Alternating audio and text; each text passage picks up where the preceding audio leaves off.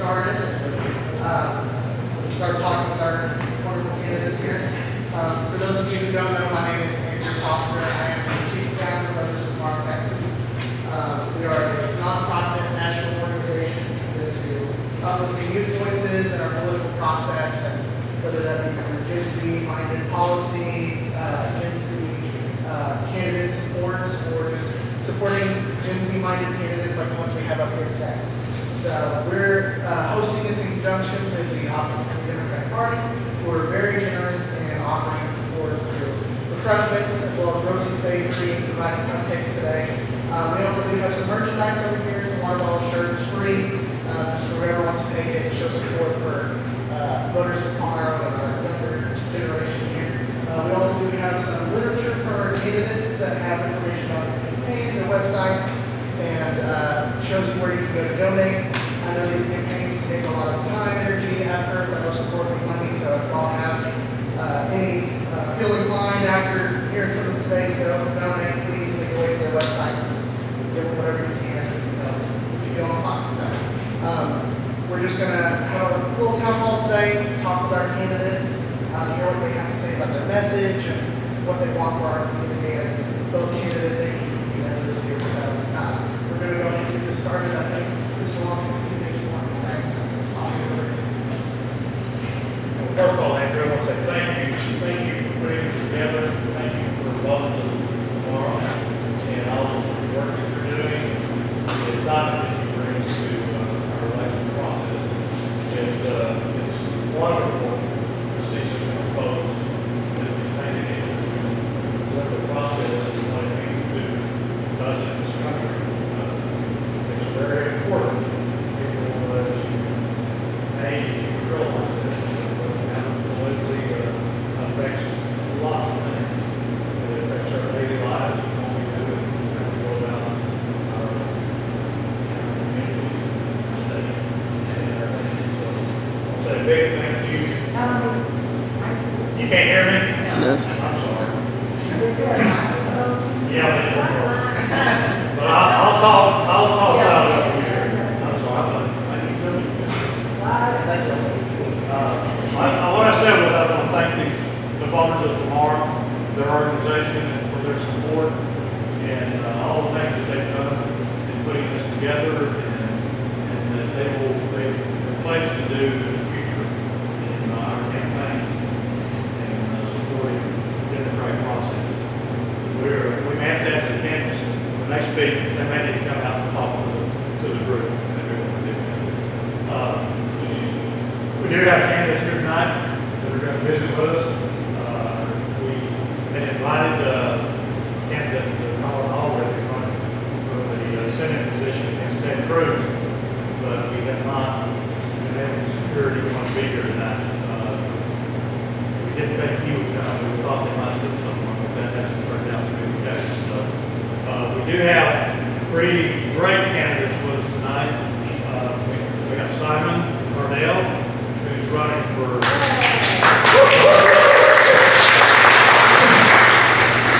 he's running for our position in Congress, and we're proud that he volunteered or stepped up and is taking that on and is doing a good job. We're excited about him being our congressional candidate. We have Kristen Washington.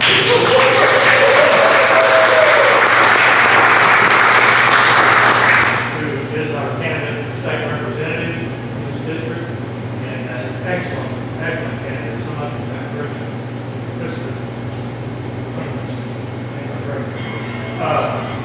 But she's also an excellent candidate. The main thing that makes me proud of her is she's a great supporter of public education. I'm sure she'll talk about it, but I'm sure you know that her opponent is not so much.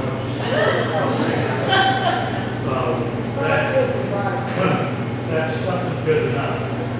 And another important person, and a lot of people don't realize, but our other candidate that's with us tonight is running for the State Board of Education.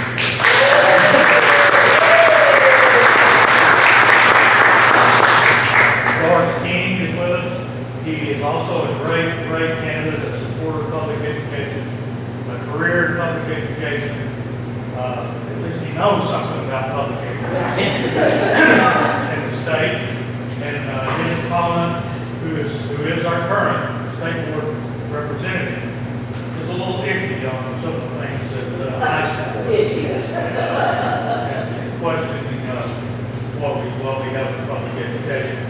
So we're going to open it up for question and answers.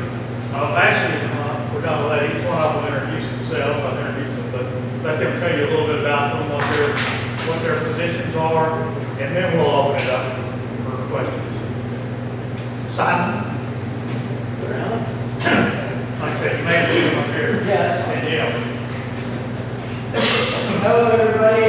My name is Simon Cardell, and I am running to serve you all in Congress. I believe our country is in pretty desperate times right now. And yeah, times are pretty rough. And I felt like stepping up and running for office to serve and help solve these problems that my generation is going to face. I felt like it's something I had to do. I feel like someone had to step up, kind of unite us, try to bring us together a little bit, solve problems for the community, and to get us through these tough times. So when I was 4 years old, so I was born into like a pretty wealthy family. I lived in Texas. When I was 4 years old, my mom passed away from lung cancer, and that cost me to the world. That ruined my dad. We went from one end of the economic spectrum to the other. So I had to grow up quick. So I know how to get through tough times. I know what it takes. And that's what I plan to do with our country and where we're at right now. Is pull us all through this and move us forward. So I actually worked on Capitol Hill before doing this. It only took 3 months of me being there to get absolutely disgusted with what I saw, and I had no faith in our government on both sides, really. So that's when I decided I'll be 25, I'll be eligible to run. No one else was running, so I came back home and now on the campaign trail. So some key issues for me is giving you all your power back and connecting you with your government. So our government, especially to me, it feels out of touch, out of reach, and they're not really for us. And you see that, so I want some governmental reforms, like campaign finance reform. So land developers, hedge funds don't own our politicians and are selling us out.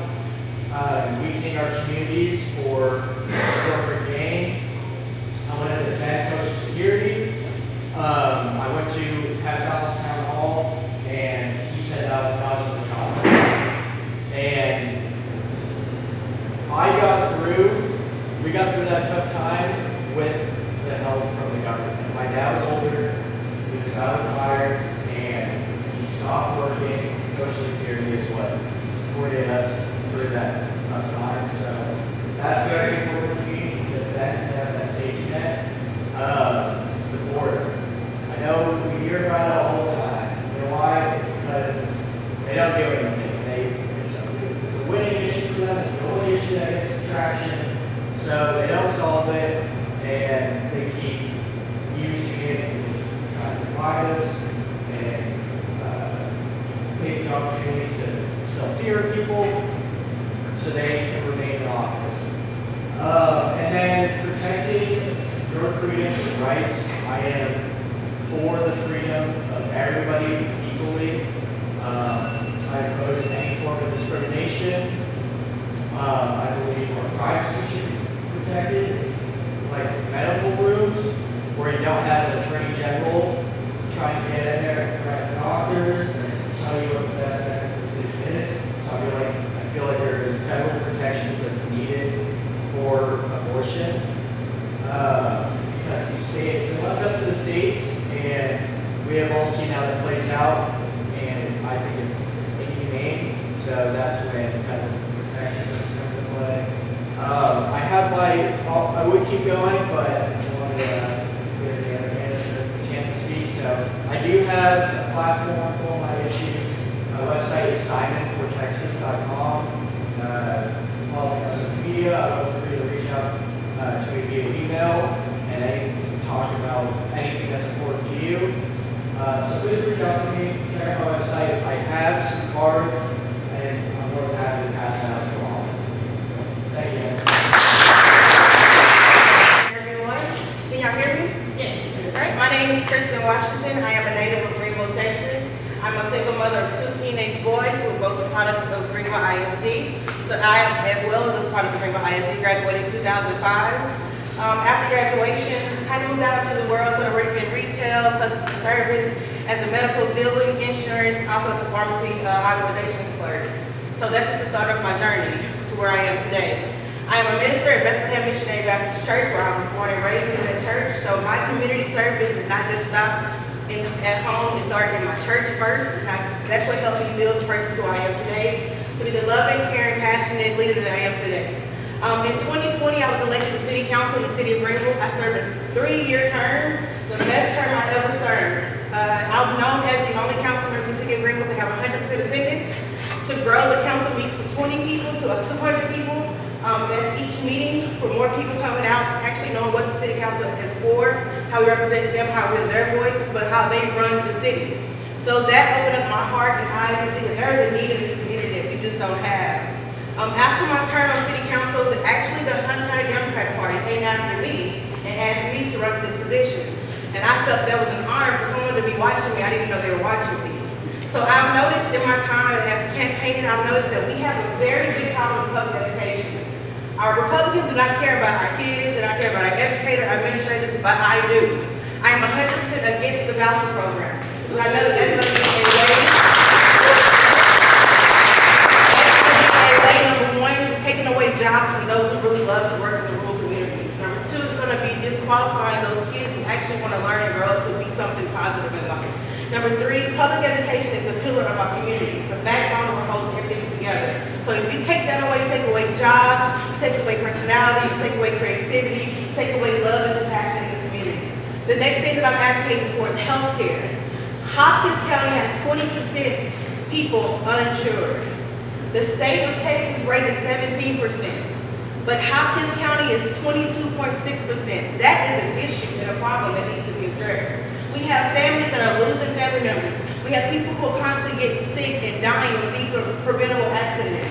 We need telehealth services for everyone to be able to access a doctor no matter where they are. We need broadband service for that in order to make it happen. We need local hospitals and clinics to be available for those who are in need. We don't have that, especially not here in Hopkins County. We need more options than driving 45 minutes to 2 hours away for emergency services. That is an issue. My last thing I'm advocating for is our infrastructure. Infrastructure covers a broad band of things: highways, roads, building maintenance, making sure that our schools are fully served. We have functional schools, making sure that we have more jobs. Hopkins County is a booming economy. There's so much potential in Hopkins County, but we are always overlooked when they go to the big cities. And I would love to be the voice in Austin to bring businesses here, bring jobs here, and bring back what we miss the most. And that's what a community really is. That's love. That's integrity. I can't do that alone. I need your help. I need your vote. I need your support in order to make this happen. Once I'm in Austin, it's not just up to me. It's up to all of us to keep communicating on what's happening, what's going on. Because I'm going to need your ears and your eyes when I cannot be here. I'm going to have to trust you just as much as you trust me with the job. Because we only can rebuild Hopkins County and get us where we want it to be. We have to get up, get out, and get active this election season.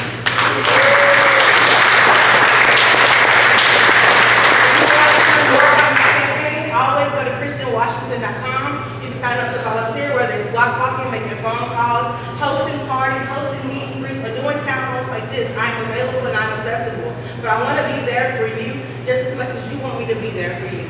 I want us to build a relationship and show not only Hopkins County, but Northeast Texas that we can and we will survive this. We will get through this, and we will boost the economy as best as we know how. I'm only 37, so there's still time for us to get this going. And I'm happy that you guys trust me enough to allow me to be your candidate in Texas House. Thank y'all.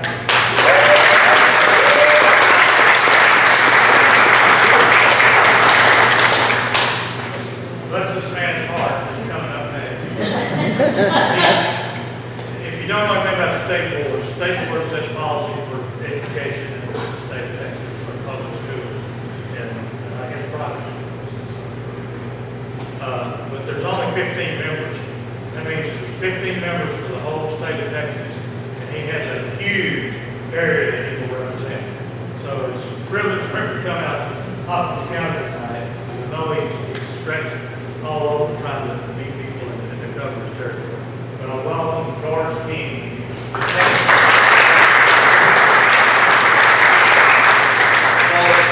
After 40 years of service in public education, both as a classroom teacher and a campus principal, I retired last year. The opportunity to serve on the State Board of Education came along, and I thought, my goodness, I'm perfect for this job. And I say that in jest, but also mean it in that a career servant in public education is a much needed and way underrepresented voice on the State Board of Education. Of those 15 members you speak of, most of them had nothing to do with public education before running for office. And so it begs the question, why? Well, my reasons for running are clear. I'm a huge advocate of public education, and I want to do what we can to preserve this institution, this great American community. You brought up about how they're the pillar of the community. They really are. And you think about the attempt to Christianize and privatize public education that's going on right now. We're at risk of losing that great American institution of public education. And I am particularly inspired to run in order to take political ideology and theology out of our curriculum, out of our textbooks.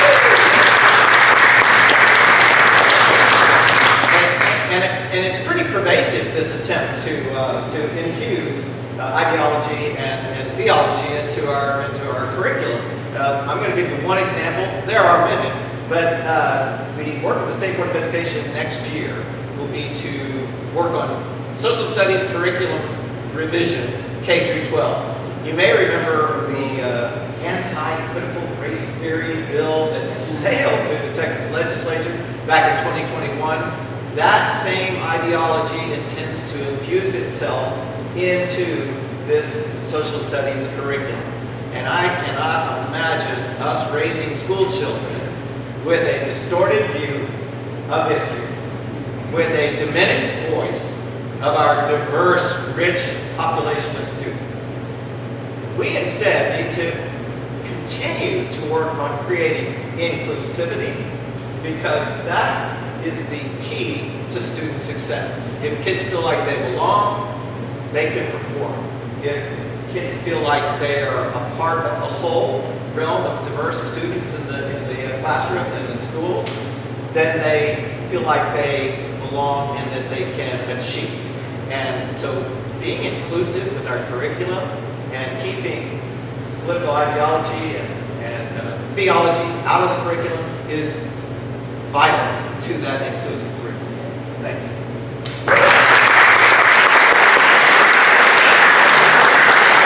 Session. So if you have any questions, please raise your hand. We'll call on you and we can get this going. Yes. Mr. King, what is the background of your opponent? I mean, does he have any kind of education? She is the incumbent.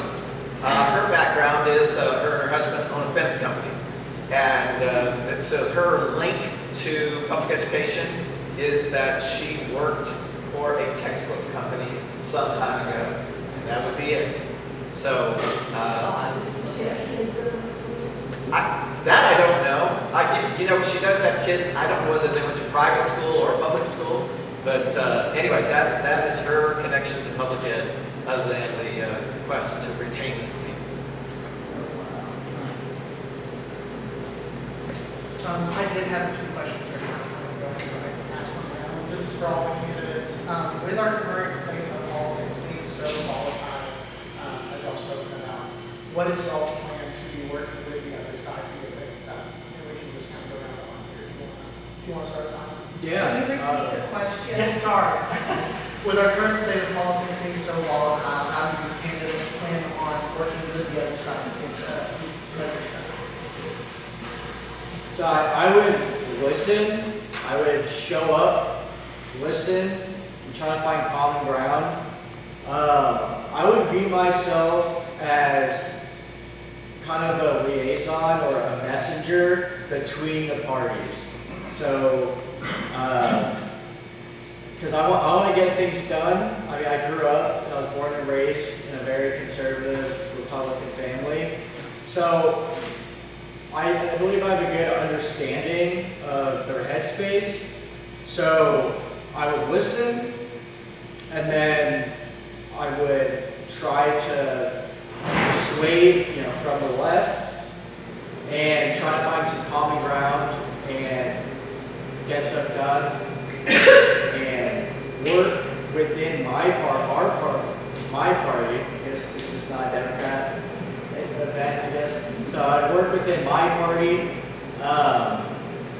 and try to get things done. I'm confident in myself as to where if I disagree with someone or someone has an outrageous opinion, I am comfortable with myself to just listen and move on. I'm not trying to involve myself in petty politics and, yelling at each other or trying to get a good soundbite to get on the news. I'm tired of the divisiveness. And I think you handle extremism by just listening and not pushing them further, and then work on a path where they can come into the solution. But I just am not for pushing people further away. I think we need everyone to listen to each other and move forward that way. Myself, I am a very calm person. Of course, I have to be. I read this 8 Republicans in special election. But I would like Simon said, you have to find common ground, find some common interest topic, and then figure out how to actually have a common sense communication conversation with the other side. I myself, I always make it known silently when I'm in a room. I make my presence known. I even talk to sometimes. And I think that that's going to cause enough questions to somebody want to ask, well, who is that? Who is she? What does she stand for? I also don't view the other side as, I don't view all Republicans as being upset, angry, volatile. Though I know they are, the God in me sees their heart. So I try my best to see that as much as I can. But I know that certain conversations like boundaries, we're going to have some back and forth, but I also have to stand my ground and know that I am for the people. I am speaking for you guys, so no weapon formed against me shall prosper. So whatever they may say that we can't agree on, I'm going to make sure they understand what conversation actually is. We have to talk through the conversation of our problems to get something done. I don't think right now nobody's actually forcing anyone to have common sense.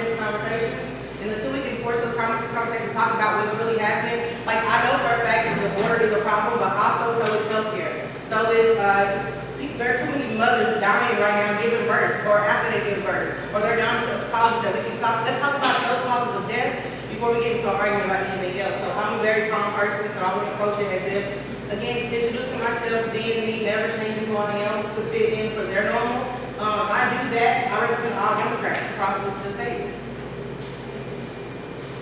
Well, if I'm going to preach inclusivity, then I sure better listen and try to be inclusive with people who have opinions different from my own. And so, in fact, as a public school principal, you spend all day, every day, working with people who have differences with the way things are or the way things are run. And so, I believe, over time, become quite good at being able to entertain the ideas of others while remaining true to those values that I think are non-negotiable. And I guess that's part of the key of building bridges to the other side. What values do we have to share in common? And can we not find common ground based on those shared values? And all humans have a host of shared values, I believe. I cannot, however, move away from anything that is not good for students and not good for teachers. And there are certain things out there in public ed right now that are simply non-negotiable. Vouchers are non-negotiable.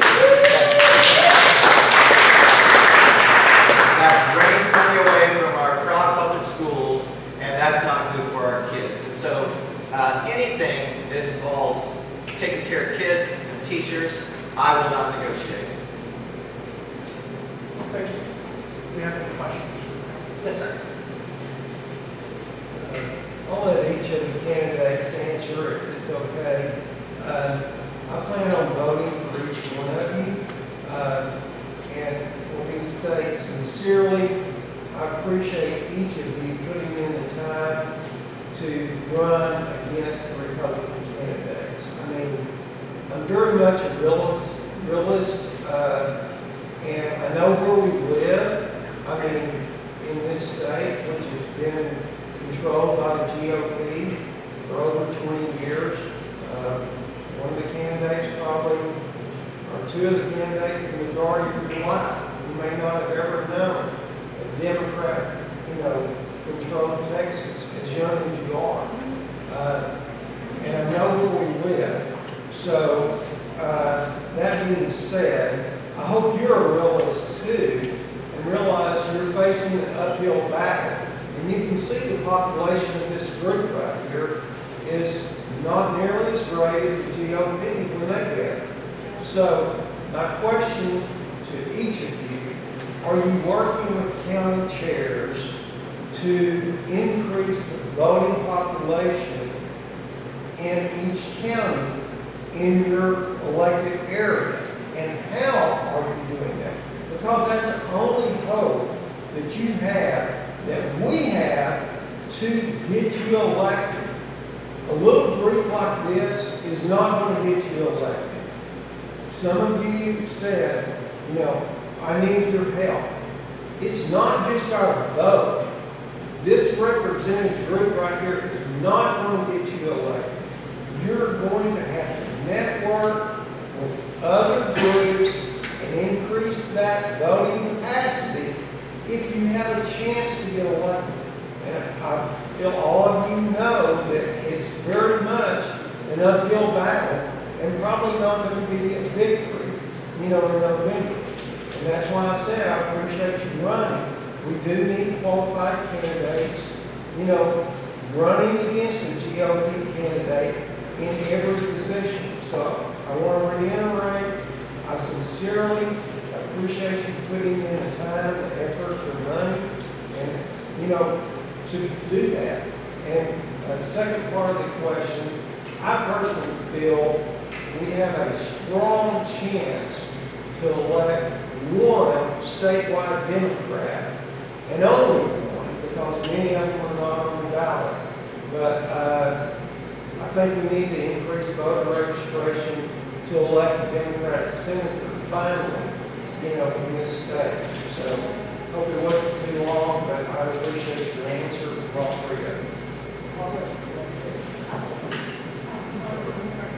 So, yes, I am in contact with all of the county chairs, all the precinct chairs, majority of the churches in every county that I'm over. I also take pride in every week. I send out emails weekly to the precinct chairs and county chairs, letting them know what's happening, what's going on, and where I see a fault. As I mentioned at the Hopkins County meeting last week, it's good to register voters. It's great to register voters, but what good is it if they don't go vote?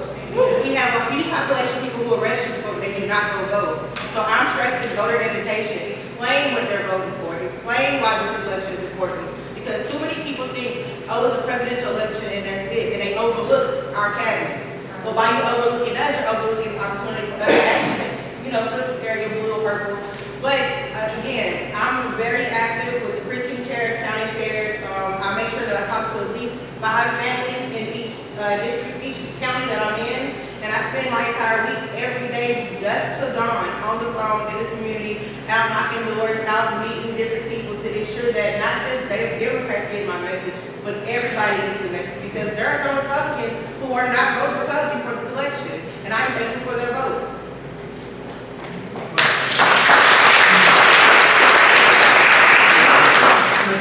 You've been doing quite a bit of block walking too. Yes. Been organizing quite a bit of block walking. Y'all were in, Who here Sunday? Sunday. Yes. If you want to volunteer, we'll get you lined up with it. She also volunteers in our church. And She had been coming to volunteer. She's really trying to make an effort to make a presence. She's been diligent. Yeah, so I've been working very closely with the county chairs, the precinct chairs, the local Democratic organizations. I've gone to a bunch of meetings with them and classes with them, and our strategy is divide and conquer. So their job is to get out the base, get everyone to the polls, and my job as a candidate is to attract new voters. And this is where I go to Republican areas. I go to places like Salina, and I've been on the ground knocking doors, almost every single day. So my job is to pull the moderates onto our side and get the independents, and maybe just some regular Republicans, because the way things are, people want change. We are desperate for change. So I make sure that they see me, they know who I am, and I just try to earn votes every single day and make connections with people in the district. And yeah, that's.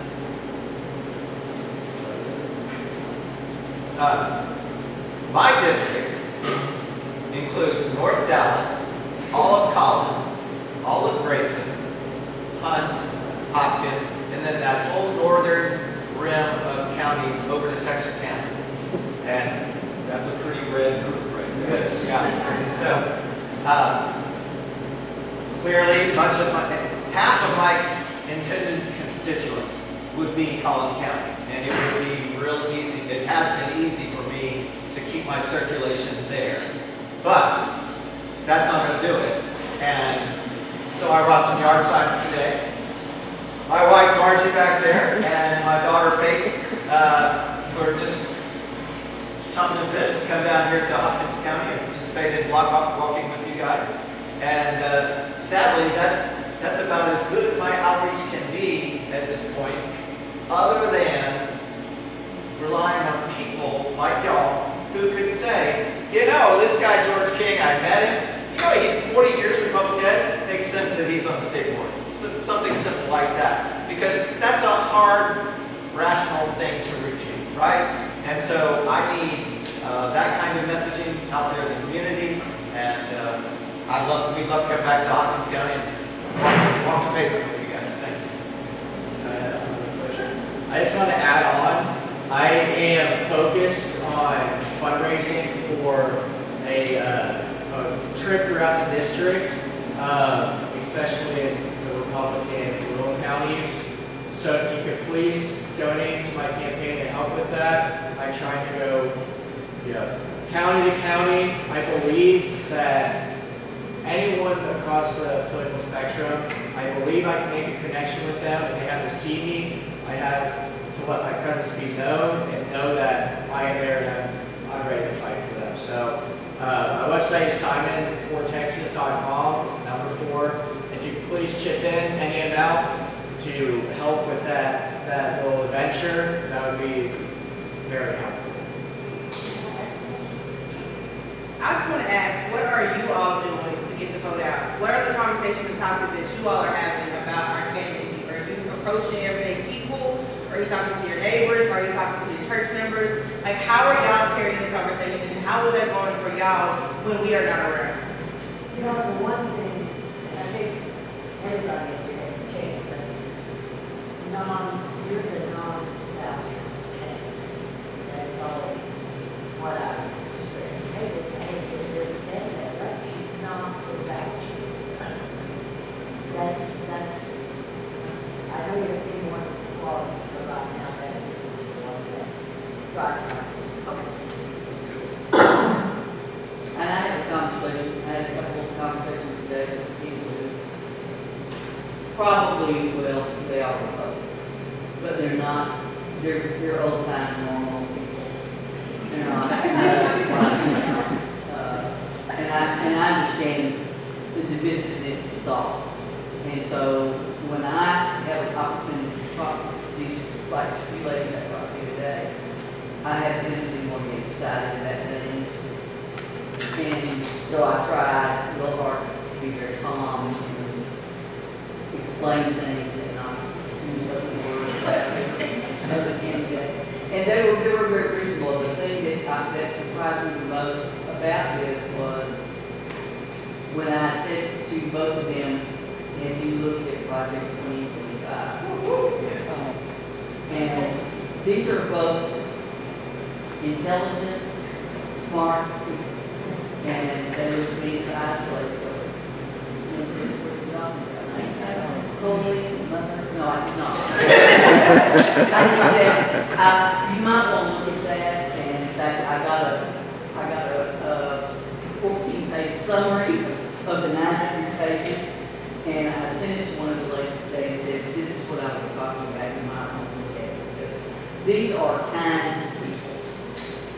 They're not going to want to look at somebody who's willing to support that kind of garbage. They're also pretty well off financially, and they're not going to look at what that's going to do to their bottom line. So a lot of good things about that. Talking to people, listening to people, yes, is very important. And sometimes it's difficult because some of those people get excited too. and there's just a block somewhere where you go, what's wrong with you?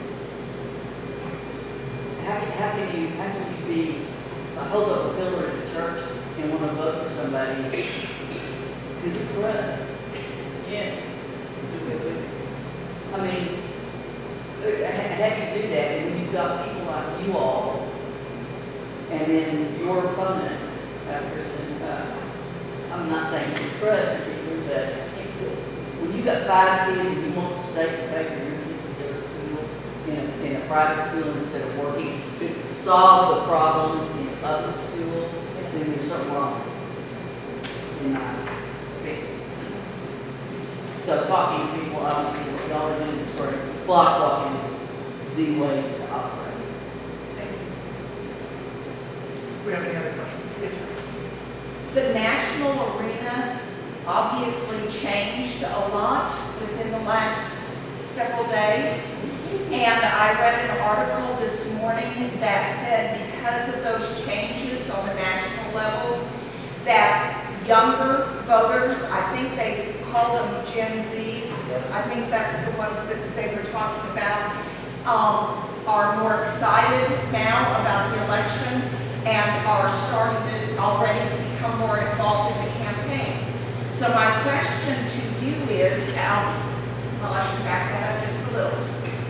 They said that there was a concerted effort now coming together to try to target that vote and involve those voters. My question to you is, there indeed, are you seeing a concerted effort already starting to form on the local level to start getting those Gen Z voters more involved and active? Do you know anything? Yeah, I have definitely, the last 48 hours, I have felt the energy and the enthusiasm. It's been really inspiring. And the state of the race has totally changed on a national level. And I am seeing Gen Z get excited and are rallying behind Kamala. So I've got more younger volunteers. I have 2 volunteers in high school. All of my volunteers are Gen Z, and I'm trying to get more outreach from them. I'm trying to get more contacts with people wanting to get involved, and utilize this energy that Kamala brings. So I am seeing the concerted effort start to pay off, and I'm feeling the energy from it towards my campaign. And I see the effort coming more towards from younger women that are stepping up. Yes. Since Sunday, I spend at least 3 hours a day on Zoom calls with young women, and I do this on purpose. When I'm on a Zoom call, I do not show my face. You see Kristen Washington, and it throws everybody off. Because they're like, oh, she's just some young white girl that had these sexes. So I get on the camera like, oh gosh, she's black. But last night I did a call with the NAACP, the state chapter of NAACP, and I witnessed 227 people, young people, 18-year-olds, 21-year-olds, 23-year-olds, who are not only excited about getting out to vote, but they're excited about knowing about the rural communities, and they're saying, how can we come to you and how can we help? So I can tell you now that over the next couple of weeks, you're going to be seeing big groups of NAACP chapters coming out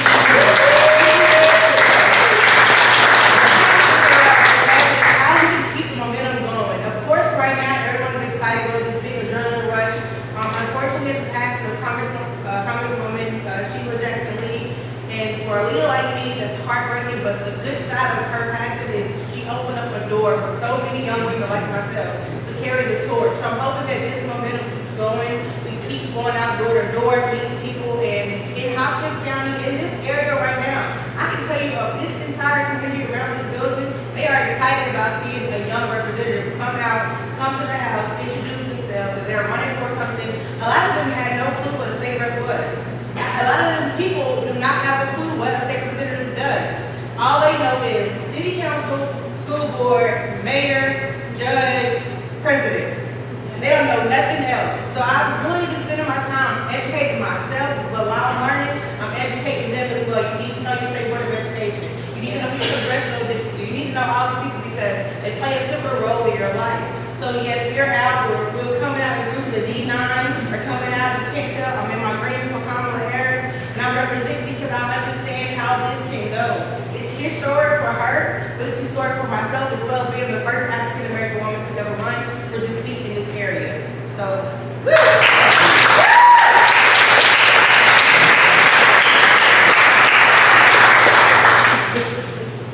Well, this is just the type of energy that we need to get non-voters registered, to get young people registered to vote, because that energy begets more energy, I think. And I can't think of a better place, in my perspective, than the local high school.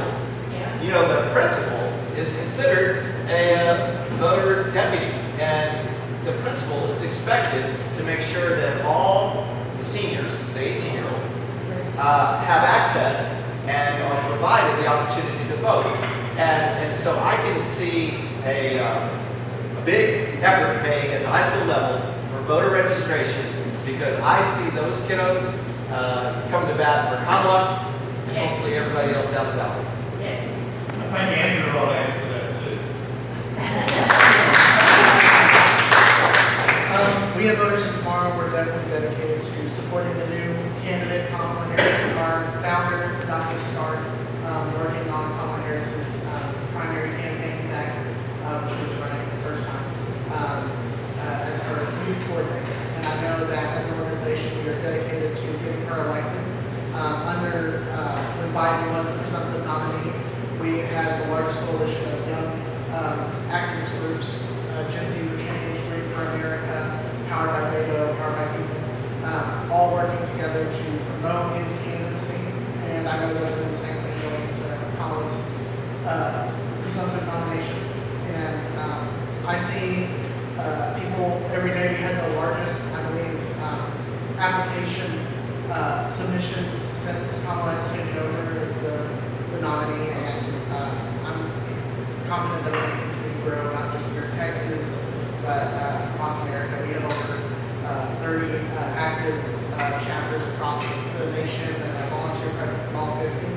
And I know that's just going to grow with her nomination. I know a lot of excited young people who are ready to get her elected. So. What is your plan then for those people who go to vote? Sure. We just had a, Texas is a big state. I can really only speak for our Texas chapter, but we had a voter registration drive in San Antonio just the other day. We had this town hall, obviously trying to expand rural engagement, getting people out to know about these candidates. We have an initiative coming up where we're working with community colleges to try to create plans within their institutions to inform young voters, because community colleges are oftentimes overlooked compared to high schools or four-year institutions. So creating it's basically a competition concert series where we're working with local community colleges to get them out to vote. We are working on an initiative where we promote Gen Z candidates across the state, whether it be for state rep, federal representative, state senate even. Our youngest candidate that we're looking at is 21 years old. She just turned 21 just a few months ago. City council seats, we have at least 20 or so. Promoting them on social media, on the ground where we can. Like I said, Texas is a big state, so creating an apparatus which we can work from is very important. And like I said, we've had such a large growth in submissions to just volunteer for our organization. And I have no doubt that that is shared amongst all the different organizations that we have. Like I said, just a few that I've said, Dream for America is based out of Texas. They started in Dallas and they've grown significantly just really this year, as well as our own chapters. So I definitely see such a excitement around the new candidate. I know there's plenty in our organization that love Biden and respect him a lot for everything he's done with the past administration. So we're also very excited that we came to making sure that Kamala is the first female president in the United States.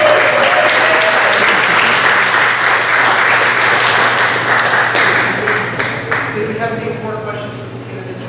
Yes. This is primarily for the school. What is your stance on standardized testing? As a campus principal of many years, I have seen the evolution of standardized testing. We've gone through several iterations: TOS, TACS, STAR, and what I see the damage is being able to, it's siphoning off time for learning and engagement with your teacher and your fellow students, and instead having that time allocated towards preparing for a standardized test and then testing all day. And that doesn't happen just once, but it happens repeatedly, especially in the spring semester. And so that is a crime to take away that kind of experiences from kids so that we can get a test score out. I'm not sure that test scores ever really tell us too much about how kids are doing. And so there are some things that we've evolved to with the school district and campus accountability, and it includes the graduation rate. That's worth keeping. It is the college, career, and military readiness.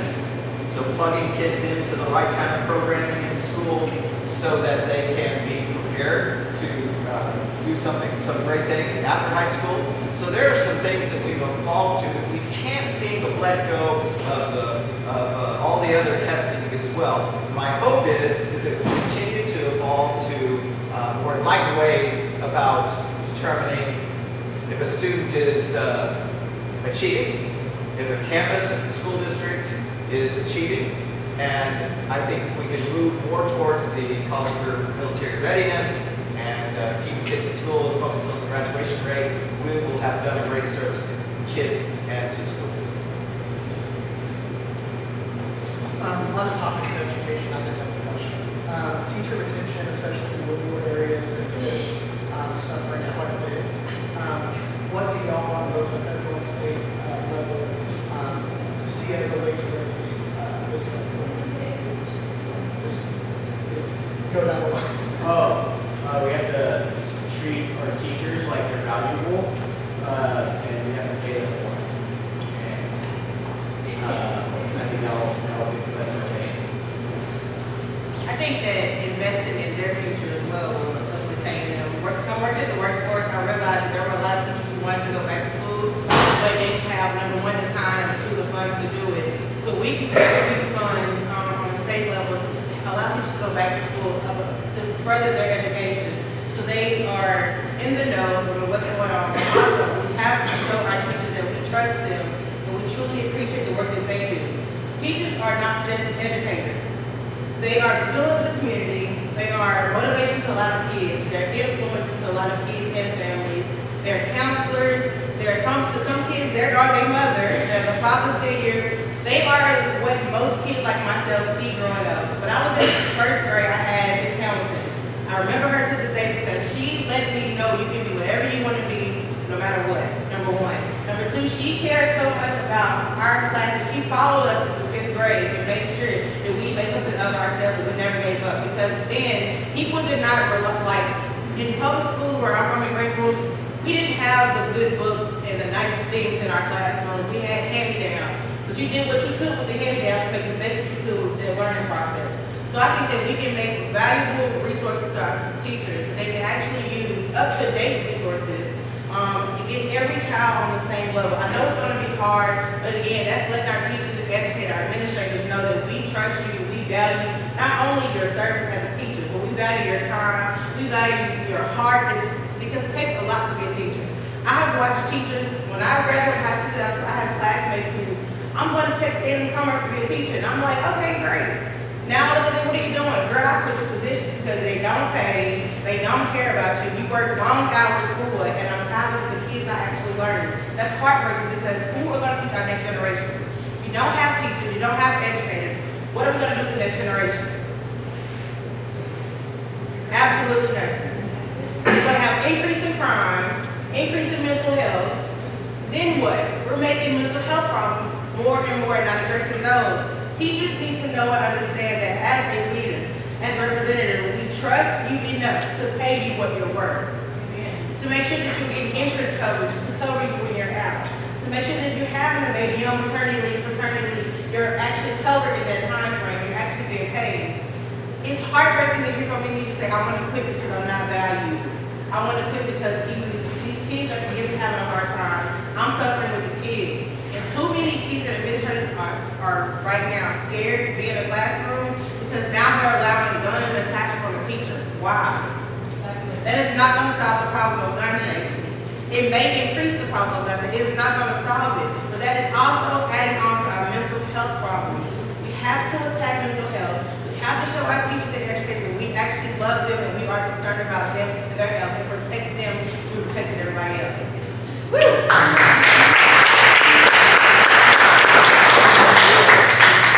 You think of the message we're sending to teachers as they get ready to start their new school year, which is there is no pay increase.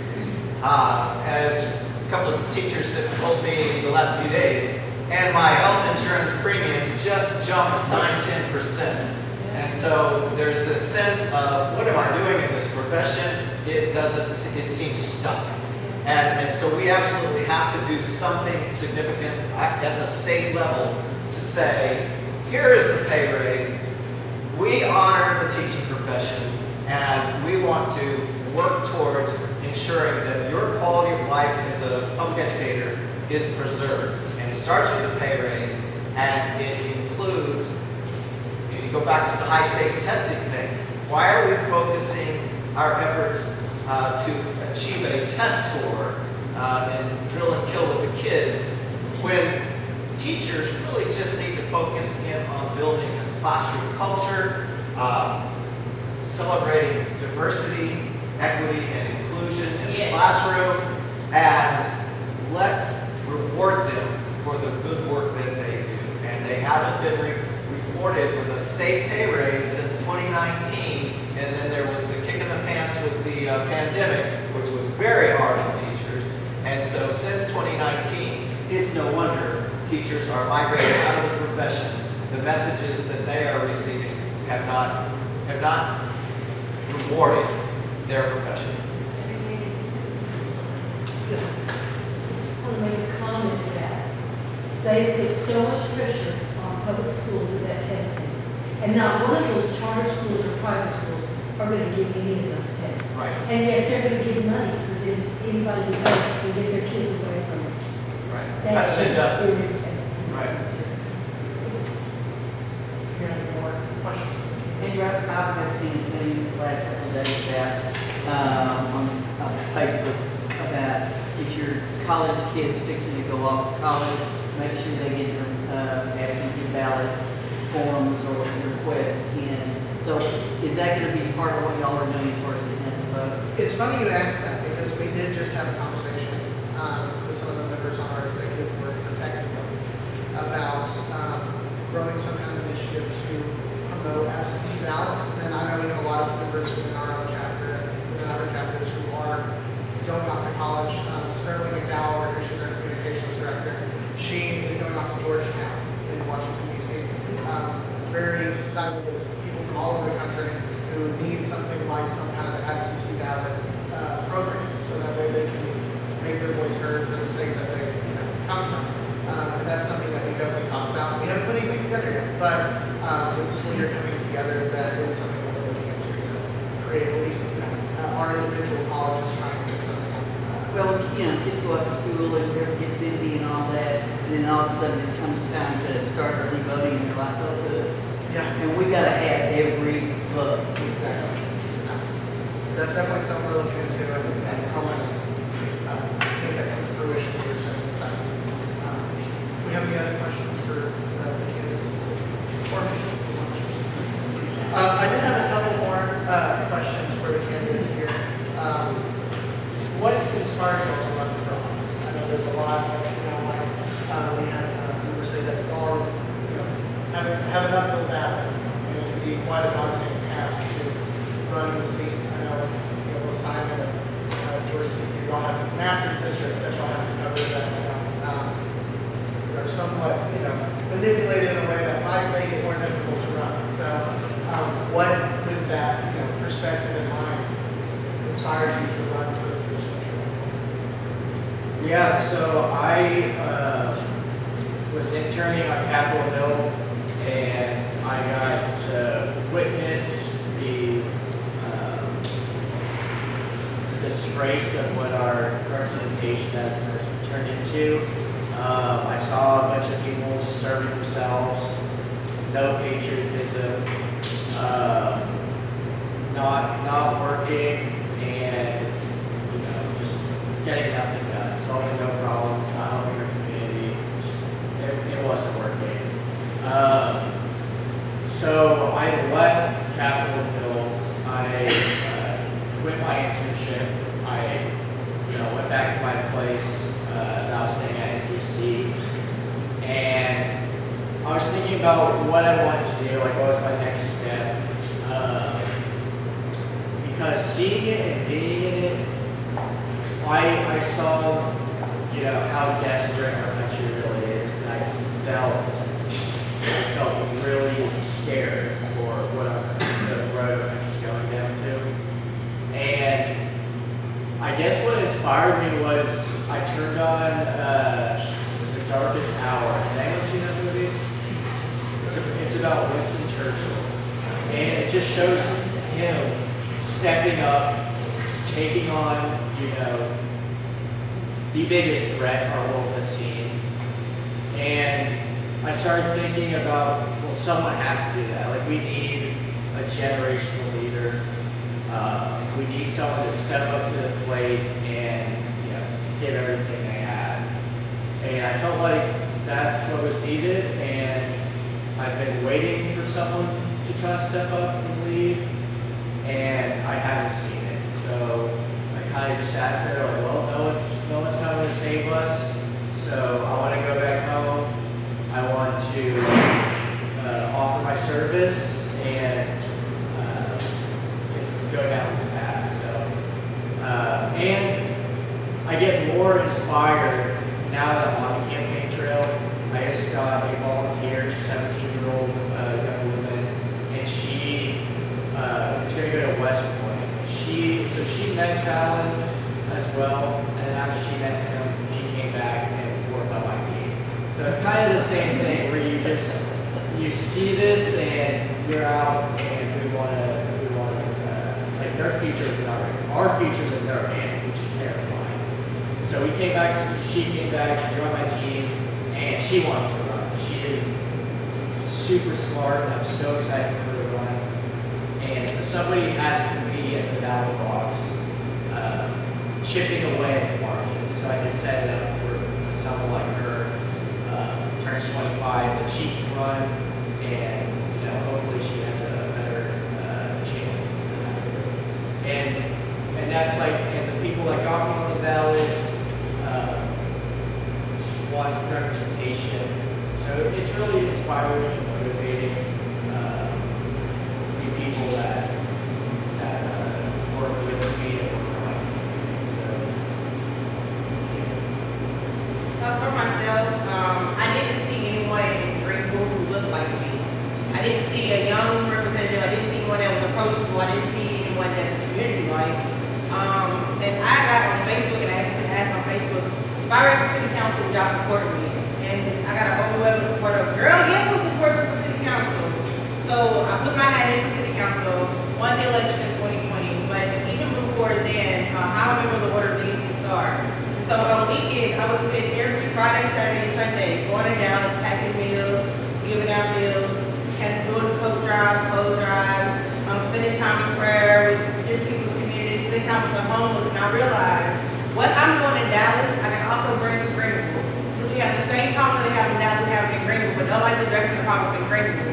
So while on city council, I sat back my first year and everyone thought, this girl don't know nothing. But what they really didn't realize is I was observing the situation, assessing what I got myself into, on how I could be different from those council members that are already on council.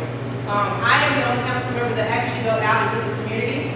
I don't just keep it to my district. I live in Greenville, born and raised in Greenville, so therefore at that time, Greenville was my priority, not just my district. So whenever anyone had a concern in the community, I didn't mind emailing them, inboxing them and saying, hi, my name is Kristen Washington, I'm council member District 3, can I come to you and talk to you about it? And by doing so, there are people and families in other districts that came to city council meetings and started speaking up. This young woman is taking time out of her life to come to us and to assess what we have a problem with, and none of y'all can ever do that. And I saw the joy that it brought that family and that neighborhood, and I had to tell myself, Kristen, this is a standard that you have to keep no matter what you do. Because people want someone that will come to them, that will talk to them, not just in bullet points, but actually have a conversation with them about what's happening, what can be done, who runs what departments go for what, and how they can have things change. So that is what got me inspired to run. Not only that, it's very heartwarming to know that, again, the Hunt County Democratic Party came after me and saw me. I haven't heard that been done in a long time, where actually the party was out in the Democratic Party and finds a candidate. So that let me know that they were watching what I was doing, they saw my work, saw my work ethic, and they understood. But what really got me to where I am right now is I spent 7 years working as a pharmacy tech. So that means I was on the back end. I was the one that worked with the pharmacists and the doctors to sign up on prescriptions. And I saw a high call volume of people who were ODing off hydrocodone or any kind of controlled substance. So that's a mental problem. It's also a sight problem. I started seeing that there were some families who couldn't get prescription medication, so they're struggling and barely making it. So I went back to my parents and I said, I want to quit working. I want to make politics my full-time job because people need somebody to step up for them.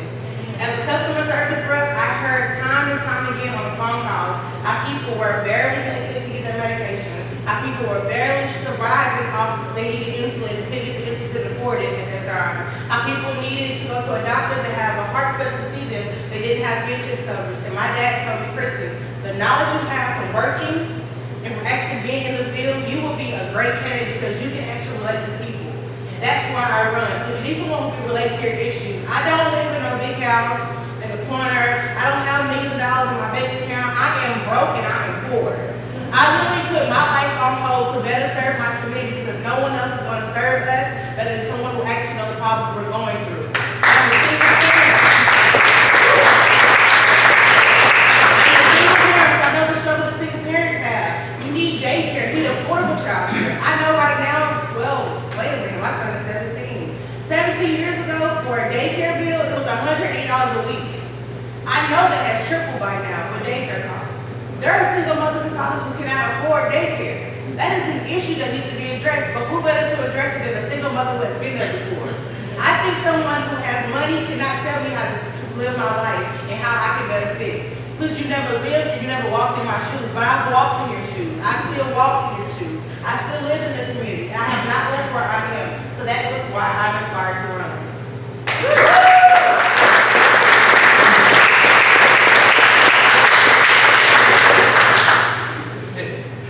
I'm inspired to run because I believe we need a public educator's voice on the State Board of Education. I am inspired to run because I want to protect curriculum and textbooks and learning materials from political ideology.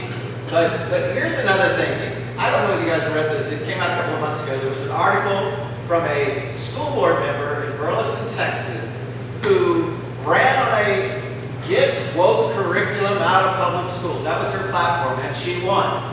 And then she went about the task of studying that curriculum that she railed against.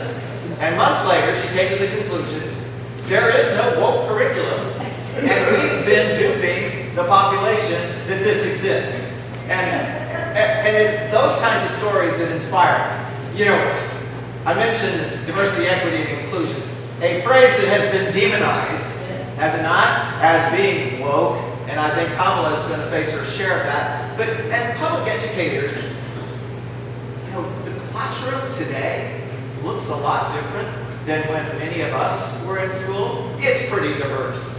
Equity, we have lived in a world of Individuals with Disability Education Act since 1975. So of course, educators are focused on giving more to students with learning disabilities, giving more to students who have a 504 disability, giving more to students who have an English language learner title attached to it. So yes, we do things to create equity so that all children can achieve.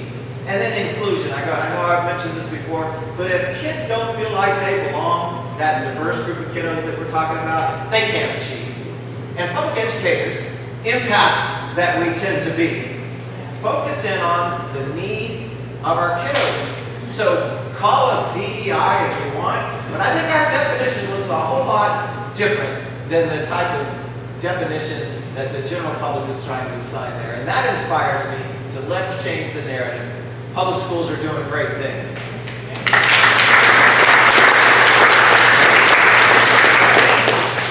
So, Mr. King mentioned being woke. If a Republican tells you that you should be ashamed for being woke, as an African-American woman, let me tell you, you should not be ashamed of being woke. Because you are very aware of the inequalities and injustices that are happening. So they tell you you should be afraid or you should want to be woke. Yes, you should. You should want to be woke. Because you cannot be Yeah, really, you should be awake. You have an understanding, and I don't know where they got their ideology what woke means, but be proud to be woke. Please. We have more questions. I did have one final question for the candidates. I know we're all quite a big Northeast Texas community here. We're all in this area. There's a lot to be said about where we have to go in these specific areas as far as policies, politics, state law, education, things like that. What specifically do you all love about your communities that you're from? And what part of that community has kept you young? What I love about the community is everyone wants change. Everyone is open to change and show them new change, the new perspective. And that's what I love the most is I can go into any room, any group of people, whether you like me or not. You're gonna have to see me, hear me, and understand that I'm not going to door number one. Number two, the biggest thing that I preach to everybody, whether you're on my campaign, whether you were a Hopkins County Democrat, Hopkins County Democrat, Mason County Democrat, I am a pillar and believer of love. The greatest of all things is love. And no matter who you are, no matter what you look like, no matter your background, no matter your ethnicity, no matter your sexual orientation, the only thing that I truly care about is sending and giving love back.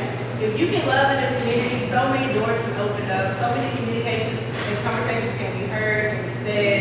And I think that just starting at the basics, just going out into the community, being seen, don't be a candidate that only comes around when it's election season. I hate those kind of candidates. Be seen, be active, be heard at all times. Because whether we know it or not, there is when I'm not campaigning, I can come to Hopkins County and someone will say, I know you from your tattoo. How are you? Tell me X, Y, and Z. And I'm looking like, how do you know why they are having sweats? But they're listening, they're paying attention. And we need to work off that. The community wants someone that they can actually talk to, that they can actually associate themselves with, that they can actually approach. And having those qualities make us not only a great candidate, but make us a great leader, and that can expand our horizons to so many open doors.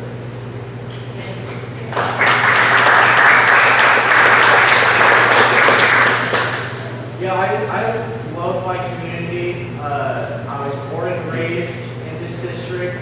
The people by far are amazing. I love how diverse the district is. Even though it's very gerrymandered, I have 14 counties. It goes from far north of Dallas up to Texoma and then to Texarkana. So I got some urban, suburban areas, rural areas. I love just the different perspectives from everyone and trying to be the glue for everybody and connecting bridges, and finding the intersection between everybody. It's really interesting. Like rural Democrats are a lot different than the Democrats in Dallas. So being able to see those perspectives and then that helps me form a better opinion myself is something I really love about this community.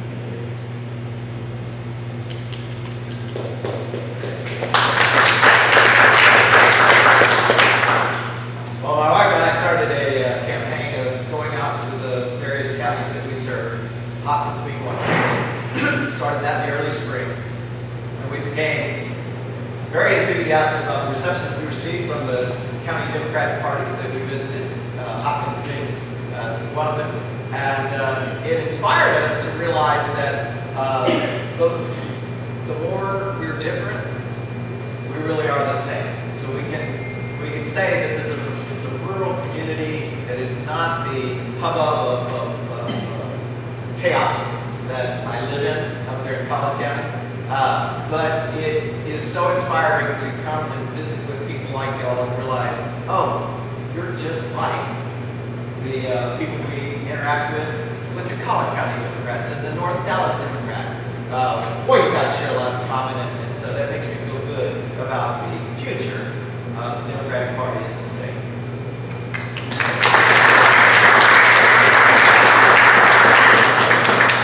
Well, I think we're going to go ahead and end there. I just want to say thank you to our amazing candidates for coming down here.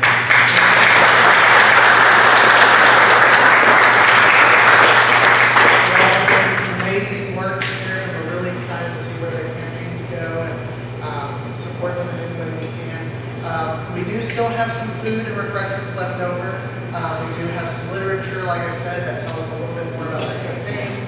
Gives you a link to their website. And like I said, if you feel so inclined, please donate to their campaigns because Lord knows they need it. Big districts that they gotta go. I'm sure a lot of it's gas money.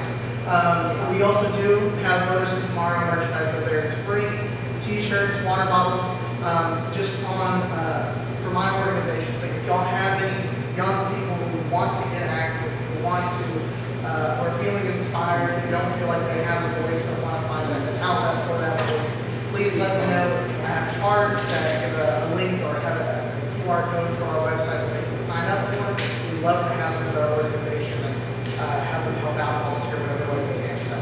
y'all for coming tonight. Any chance we could do a big photograph? Please, of course. Love it. All right. Not sure what that would be. I can't get out of those chairs. I think there's one room across. Come on, everybody.